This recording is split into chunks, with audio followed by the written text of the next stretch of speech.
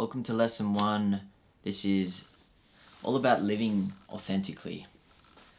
And for this, I'm already choking up a little bit. For this lesson, I want to talk about the importance of living authentically. And to start off, I want to share a little bit about my journey to the way that I realized how important it was to live authentically and why I've made that constant decision in myself to strive towards that in my life. It's funny actually, I was speaking to one of you in the community this morning and you mentioned that you would like to know more about my journey, and I realized that for all the content that I put out and for all the vulnerability that takes for me to step into that constantly and to share things, I've never actually specifically shared the story of my life with my audience because of how vulnerable it is for me to do that. And I haven't actually shared this.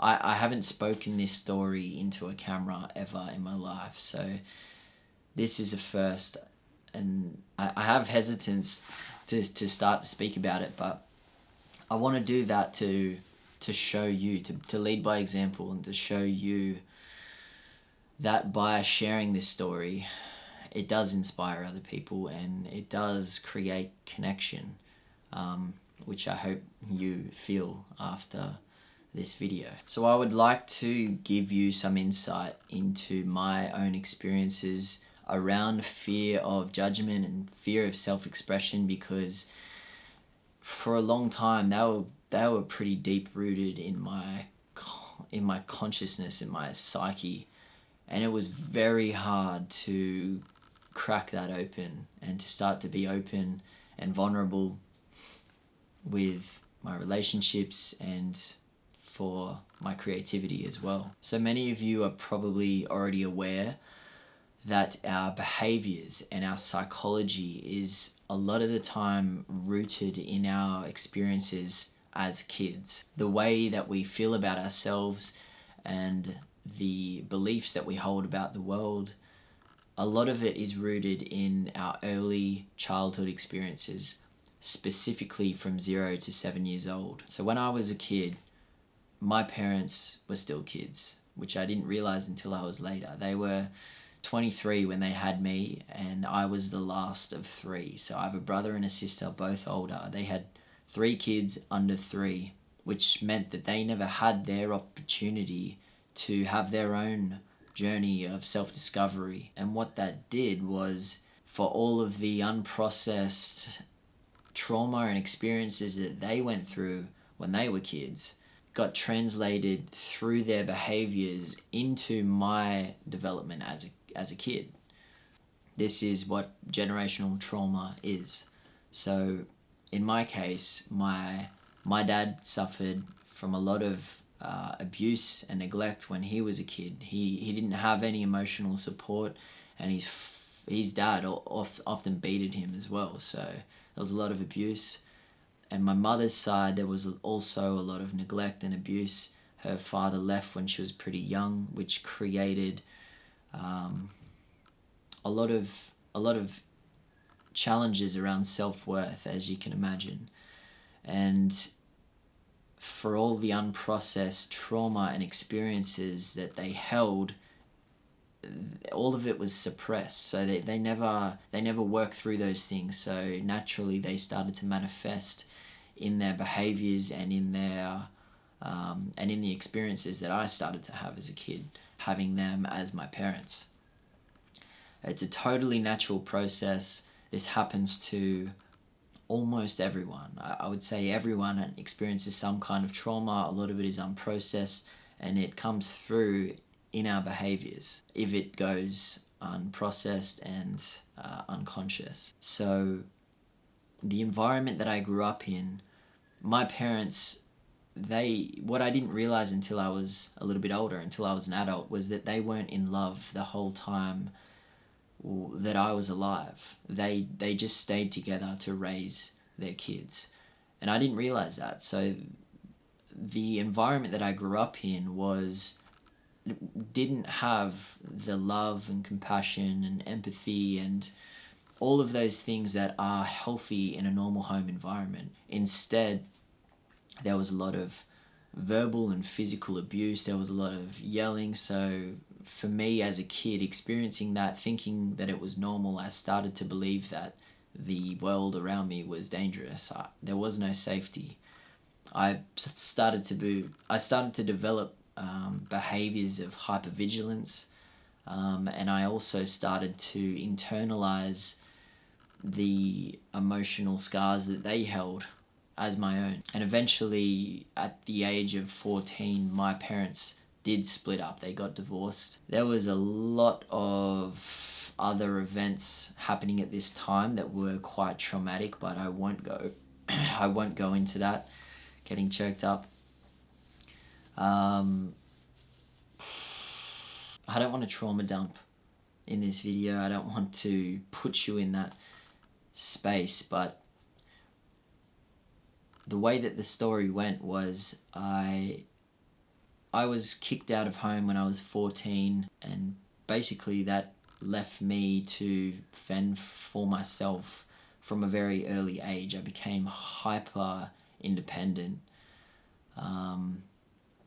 because I was still in survival mode, and because I lacked a sense of self-worth, and because I was only demonstrated as a kid that love was conditional. I didn't love myself. I didn't have a relationship with myself. I actually didn't like myself at all.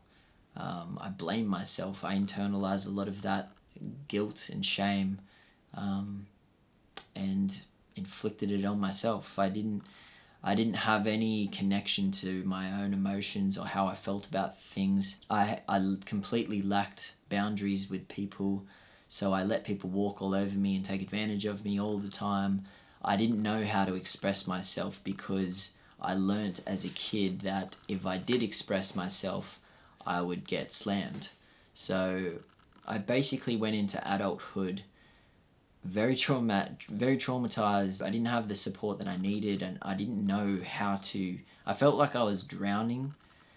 I would often have these dreams that I was drowning and I couldn't breathe, and I would be trying to swim to the surface, and just as I went to take a breath of air, I would hit the sand and I would realize that I was actually swimming the wrong way, and then I would black out. And this is what it felt like on the inside. This is my subconscious speaking to me through my dreams, telling me what I'm feeling. That's basically how I felt for a very long time.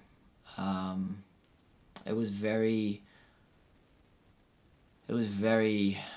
challenging. It was a very challenging time, and I was completely disconnected from the person that I was. I didn't know what I wanted out of life. I didn't know what I was good at. I didn't know why I was here. I didn't really see why it really cared, why it really mattered that much. I didn't know who the fuck I was. I had no connection to the person that I was, which was very, very challenging. It made it extremely challenging to find a career path that I felt aligned to. It made it extremely challenging to build a relationship that was healthy, because I didn't have any relationships in my life to model from that were healthy. And it made it very hard to succeed financially, because the belief that I was a bad person and all of the guilt and shame that I held in my chest and my stomach basically formed the belief that I didn't deserve to be successful. So every time an opportunity arose in my life, I would enter an unconscious pattern of self-sabotage, and I would pull the whole thing down. This happened in my relationships as well. Not a fun time. Not a fun time. It took me a very long time to escape this, to realize that none of this was actually inherently who I was. It was a protective behavioral mechanism that I had created in order to protect myself. That's all it was. And once I could start to see that this was all separate from the person that I really was, I could very slowly start to create more and more space between the patterns of behavior and my true self. This was an extremely challenging time in my life, but the gift of it all was that it forced me to go through this intentional process of taking the steps in order to start to develop my sense of self and start to get clarity on who I was and what my values were. When I started to realize that all of my patterns of behavior and all of the relationships in my life and the career that I went down, which was 10 years in construction, feeling miserable and out of alignment with the person that I was and what I had to offer in the world, nothing in my life reflected the person that I was. And ultimately that led me to start to change massively my life and the people that I spent time with, the career that I was in, the place that I lived, my hobbies, my interests, the things that I invested my time and energy into. Everything changed completely. It was what people referred to as a dark night of the soul, because once you start to get clarity on who you are and you start to see the gap in your existence between the person that you are pretending to be and the person that you really are, once you start to see the gap between those, it all starts to collapse in order to rearrange itself. That collapse is a fucking painful period of time. What you don't realize in the moment, because everything just feels like it's falling apart around you, everything, the walls of your world are just collapsing, and what you don't realize is that is a necessary part of the process. Your world burns into ashes so that it can be rebuilt in a way that is in alignment with the person that you are. I hope that this story is making sense. I hope that it gives you some insight into the journey that I've been on and the experiences that I've had to face and to navigate in order to overcome a fear of self-expression, a fear of judgment, a fear of conflict, come back to a sense of self and a knowing of who I am and a confidence in sharing that person with the world. I hope this story resonates with you, and I hope that you can see now the depth of what I'm sharing. It comes from a deep self-reflection of the experiences that I've been through in my life and the things that I know have helped me and that I know will help you if you give them the opportunity to. One final note before I let you go is I want to express the importance of living a life authentically. I think this expression gets thrown around a lot, but from my experience of being so disconnected from myself, in contrast to where I am now, is I have a deep knowing of the person that I am and what I'm here to do in my life. I am grounded in the person that I am and in what I value in life. And that is the definition of authenticity. It's living a life in alignment to your values. And the benefit of doing that is it removes so much fear and anxiety and insecurity from your life. You're free. You're free to live a life that you feel aligned to, and you're free to express yourself without second guessing yourself. It eliminates the self-doubt. It eliminates the fear of what somebody might think if you do say that thing. It releases the resistance, releases the tension, and you're able to just live and be and express freely without a fear of consequence, because of the understanding that in doing so, in expressing yourself authentically, showing up as your real self, the real you, as a result, you're going to attract everything that you need on your journey, on your path. You're going to attract the right people, the right relationships and connections.